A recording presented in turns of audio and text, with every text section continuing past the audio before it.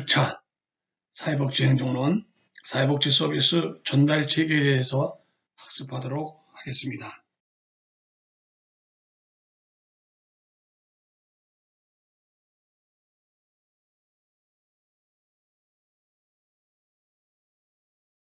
체계입니다. 딜리버리 시스템이죠.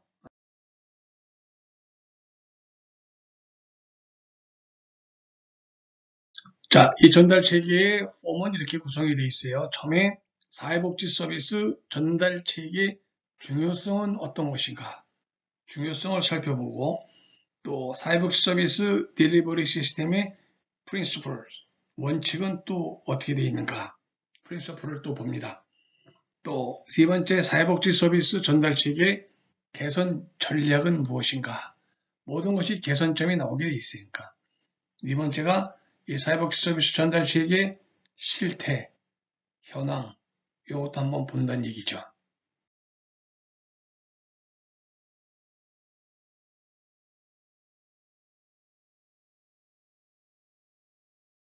사회복지 행정의 목적은 무엇인가요?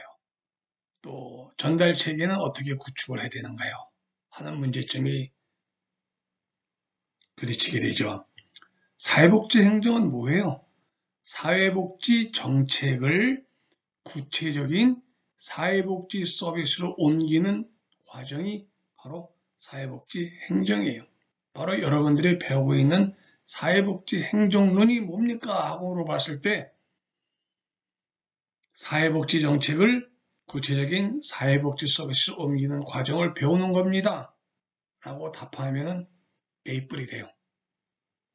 사회복지 행정의 정의이죠. 이러한 행정 과정에 두 가지 측면이 있어요. 인력과 재정을 바탕으로 한 조직 구조와 관리 운영입니다. 인력과 재정이죠.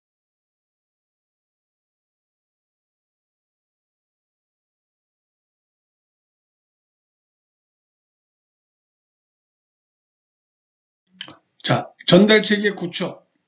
자, 사회복지행정의 궁극적인 목적 퀘스천 마크 달았어요. 한번 얘기해 봅시다.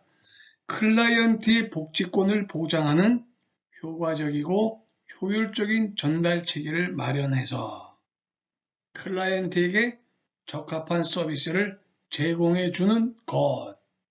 이겁니다. 소셜 웰페어 애드미니스트레이션의 궁극적인 목적이 뭐예요? 클라이언트에게 적합한 서비스를 제공해 주는 것. 이것이 바로 궁극적인 목적이에요. 그러면은 사회복지 이 서비스의 전달 체계가 어떻게 구축이 되느냐 하는 것은 중요한 일이겠죠.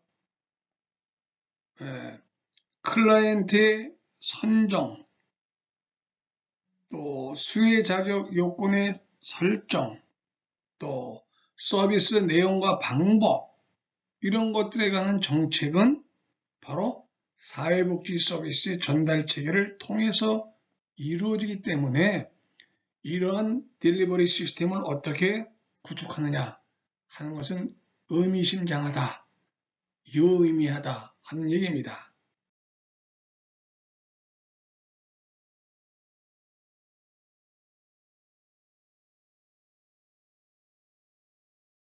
딜리버리 시스템 한번 살펴보겠습니다.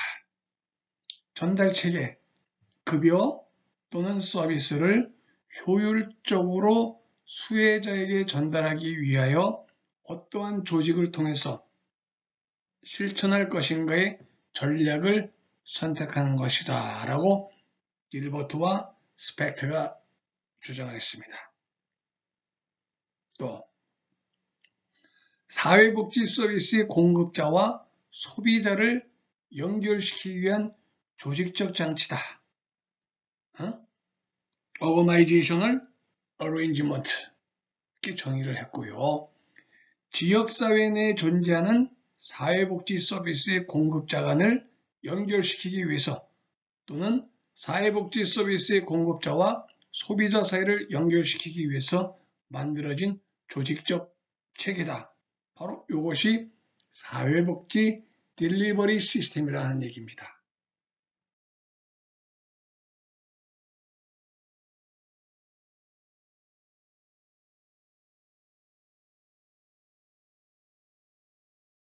이러한 사회복지 서비스 전달 체계를 한번 분석해 봐야 되는데요. 첫째, 우리는 구조 기능적인 차원에서 봅니다. 행정체계 뭐예요? 서비스 전달을 기획하고 지원하고 관리하는 행정 시스템이 있고 또는 집행체계가 있죠. 전달자가 소비자와 상호 접촉을 가지면서 서비스를 직접 전달하는 집행체계. 구조 기능적으로 행정과 집행으로 나눠주고 있다. 둘째, 기능을 놓고 봤을 때 행정 기능이 있고 서비스 기능이 있어요. 서비스의 전달 업무를 원활하게 하기 위해서 행정 기능이 작동을 하고 또 클라이언트나 소비자의 요구에 부응해서 서비스를 직접 제공하는 서비스 제공의 기능이 있다는 얘기입니다. 셋째, 운영 주체를 보게 되면 공적 전달 체계냐 아니면 사적 전달 체계냐. 공적 전달 체계 뭐예요? 정부잖아요. 중앙정부와 지방정부 포함한 정부나 공공기관이 직접 관리 운영하는 공적 전달 체계. 또 사적 전달 체계가 있죠. 뭐예요? 민간단체나 개인이 직접 관리 운영하는 사적 전달 체계. 이렇게 첫째, 구조 기능적으로 행정체계와 집행체계. 둘째, 기능적으로 행정기능이냐 서비스 기능이냐. 셋째, 운영주체별로 해서 공적 전달체계냐 사적 전달체계냐 여기까지 봤습니다.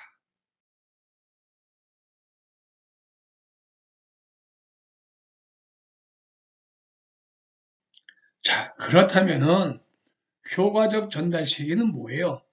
전달체계가 온전한 기능을 발휘하는 데 효과적이 있다고 합니다. 그러면 행정체계와 집행체계의 부분 혹은 단위를 구성하는 공사복지 조직들이 체계화된 구조를 갖추고 있어야 돼요. 그러니까 전달체계가 온전한 기능을 발휘하기 위해서는 공적, 사적 복지 조직들이 체계화된 구조가 갖춰져 있어야 된다 하는 점이고요.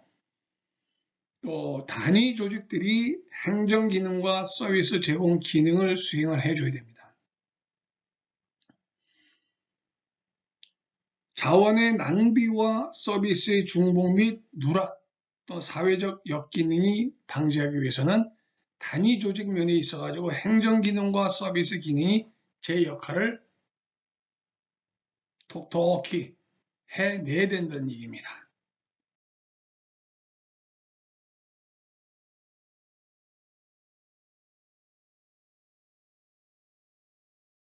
자, 우리 최성재나 남기민 학자, 교수님들의 원칙 이렇게 도표로 만들어 봤어요. 사회복지 서비스 전달체계 원칙 해서 여기 도표 만들었으니까 잘 한번 봐야 됩니다. 전문성, 적절성, 포괄성, 지속성, 통합성, 평등성, 책임성, 접근, 용이성 이렇게 있어요. 접근 용이성 이것도 중요합니다. 서비스를 필요로 하는 사람들은 누구나 쉽게 받을 수 있어야 되지 접근이 용이하지 못하면 안 되죠. 책임성은요. 사회복지 조직은 사회복지 서비스를 전달하는데 책임이 있는 거예요. 평등성, 성별, 연령, 소득, 지역, 종교, 지위에 관계없이 서비스를 제공해야 되고요. 통합성, 클라이언트 문제 해결을 위해서 서비스들이 서로 연관되어야 된다. 통합성, 인테그리티 중요하죠. 지속성, 지역사회 내에서 서비스를 지속적으로 받을 수 있어야 됩니다.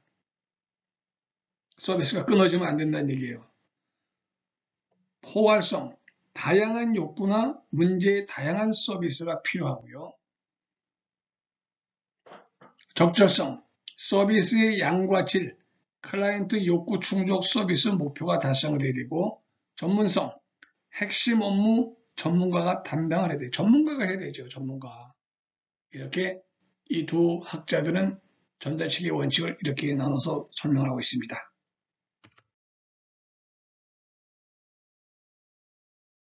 가트, 게이트, 포괄성, 접근성, 무슨 관계야 이거? 계속성이 있어야 되겠죠. 또 통합성이 있어야 되겠죠. 또 무슨 성? 책임성이 있어야 되죠.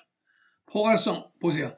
충분한 양, 충분한 기간에 걸친 일련의 서비스가 이루어져야 돼요. 또 접근성, 서비스를 필요로 하는 사람에게 서비스 이용에 있어서 장애 요인들을 없애주는 겁니다.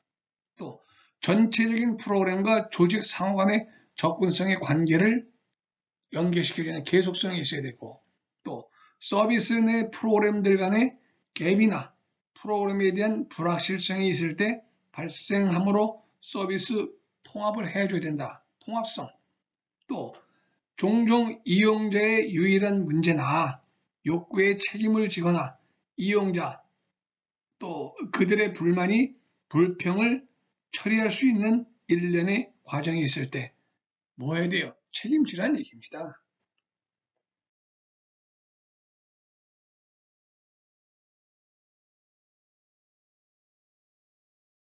필버트와 스펙트는 이렇게 또 봤어요. 통합성, 전문성, 접근 용이성, 책임성 이렇게 본 거예요. 통합성에서 길버트와 스펙트는 다양하게 제공되는 서비스 체계 및 프로그램을 효과적인 서비스망에 의해 모두 제공하는 것으로 봤고요. 전문적인 업무로서 전문가인 사회복지사가 담당을 해야 되고요. 서비스를 제공하거나 이용함에 있어서 지리적, 심리적 장애, 정보 소외 등 이런 것들이 제거돼야 돼요. 또 책임성, 종종 뭐예요? 이용자의 유일한 문제나 욕구에 책임을 지거나 이용자 그들의 불평을 처리할 수 있는 일련의 과정이 있을 때 책임성이 또 요구되는 겁니다. 길버트와 스펙트의 원칙입니다.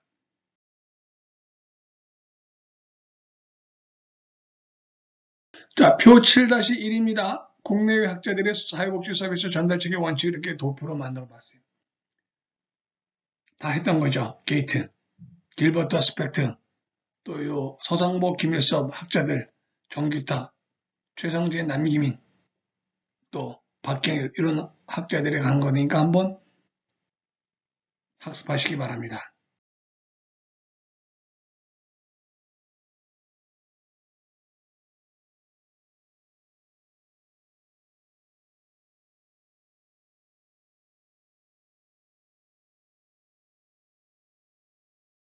자, 사회복지행정 전달체계에 두 가지 고려사항이 있다고 그래요. 두 가지. 뭡니까? 첫째가 권리성의 원칙을 볼 수 있습니다. 각종의 서비스는 CT, 클라이언트의 복지권이에요. 복지권의 실현이라는 차원에서 제공이 돼야 되는 거예요. 권리입니다. rights. 또 각종 서비스는 클라이언트의 의사로 선택할 수 있는 선택성을 갖추어야 된다는 겁니다. 둘째, 문화적 특수성의 원칙입니다. 청소년, 노인 집단 등 클라이언트 집단만이 가지고 있는 문화적 욕구를 충족시켜 줄 수 있는 서비스를 제공해 줘라. 특수성. 또 도시, 농촌, 어촌 등 지리적 특성에 따른 클라이언트 욕구를 충족시켜야 된다 하는 거죠.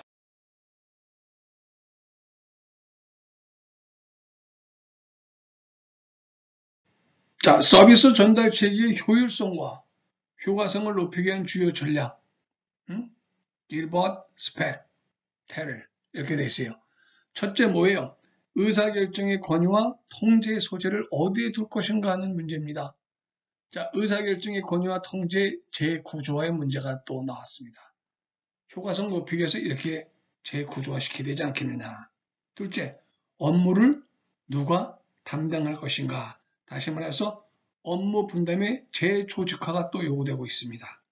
셋째, 전달체계 조직의 단위 및 수를 어떻게 할 것인가. 이것도 전달체계의 구조 변경의 문제에 부딪힙니다. 이렇게 해서 주요 전략, 무엇을 위한 주요 전략? 서비스 전달체계 효율성과 효과성을 높이기 위한 거예요.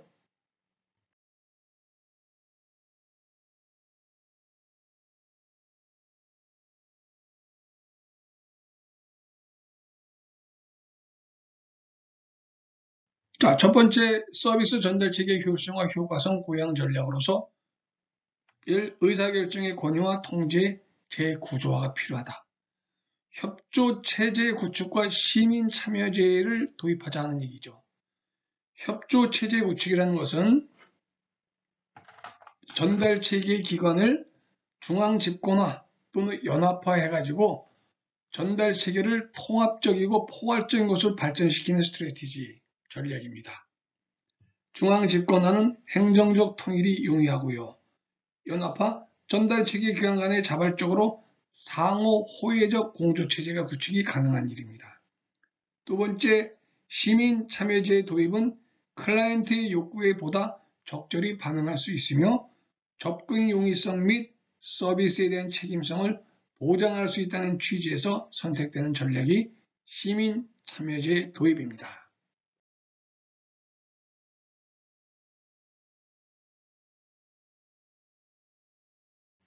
두 번째, 업무 분담의 재조직합니다. 전문가 역할 부여와 전문가의 조직적 상황에서의 분리지요. 첫 번째, 전문가 역할 부여. 서비스 전달이 어려운 경우에 서비스 전달 전문가와 클라이언트를 중간에서 연결하여 줄 수 있는 사람을 찾아서 전문가의 역할 일부를 부여해주라. 서비스 수혜자가 문화적, 인종적으로 서비스 전달하는 전문가와 다른 경우에 아주 효과적이죠. 또 두 번째, 전문가의 조직적 상황에서의 분리. 서비스 전달 체계가 관리적 특성이 강해서 전문가로서 전문성 발휘나 자율성 발휘를 저해할 경우 그러한 조직적 상황에서 벗어나가지고 전문가로서의 전문성과 자율성을 발휘할 수 있도록 만드는 것. 바로 전문가의 조직적 상황에서의 분리를 들 수 있는 것이죠.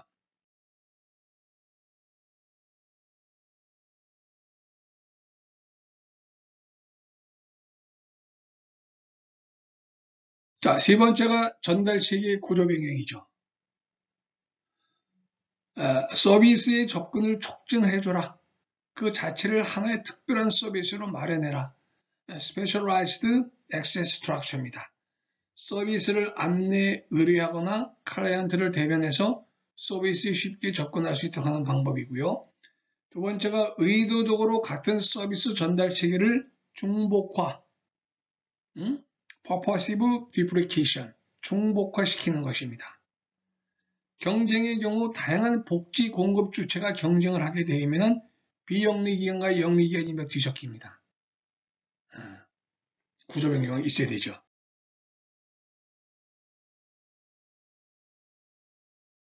그래서 공급을 억제해주는 전략이 있어요. 공급 억제 전략.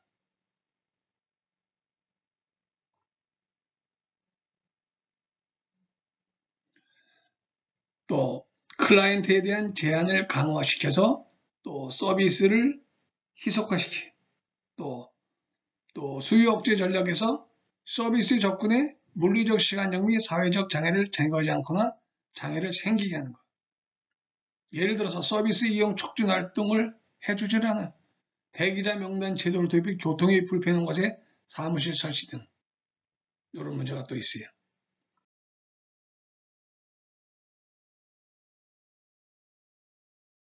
1차 시 서비스 전달 체계 개선 전략을 살펴봤습니다.